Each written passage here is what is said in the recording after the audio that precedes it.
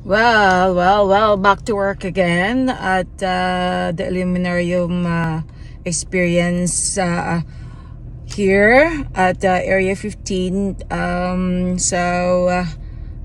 Patuloy ko na lang talaga ang obligasyon ko sa buhay instead na intindihin ko pang buhay ng ibang tao who don't even really appreciate ko ng ginagawa ko.